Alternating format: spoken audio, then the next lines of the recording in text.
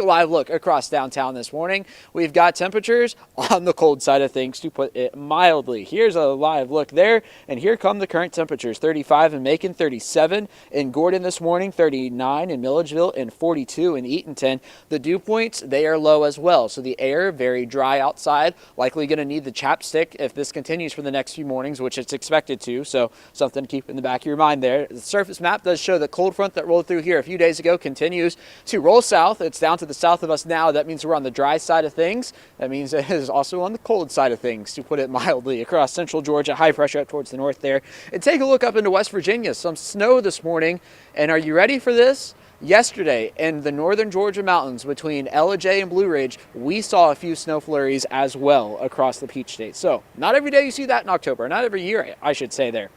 Here's future view as we head into the morning hours. Temperature is going to continue to fall a few degrees before we warm back up into the 50s, 55 or so by the time we get to the noon hour. Then once we get into the afternoon, into the low 60s across central Georgia, forecasting a high temperature of about 62. And then into the night tonight, back down into the 30s once again, flirting with the freezing mark. We do have a freeze watch in effect, which you will see here in just a moment. And then it is smooth sailing on into the weekend there.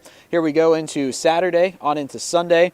Only a few clouds traversing the Peach State, and then once we get into next week, maybe our next front beginning to take shape up towards the northwest there, and then that looks to roll in towards central Georgia by the time we get to Tuesday or so. Keeping the rain chances low for now, but don't be surprised to see those jump up here over the next few days, as it does look like that front is coming.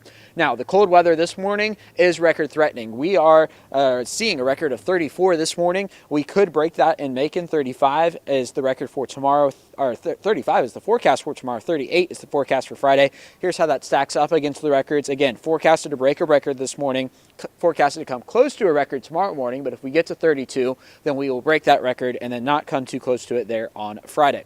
Now, a freeze warning in effect right now until 10 a.m. The entire area is under a freeze watch tonight. I suspect that will be upgraded to a freeze warning before all is said and done. And that is going to be until 10 a.m. tomorrow morning as we head through the overnight hours tonight across central Georgia. So cold. Cold, cold, cold. Did I mention it's going to be cold? And it is cold now.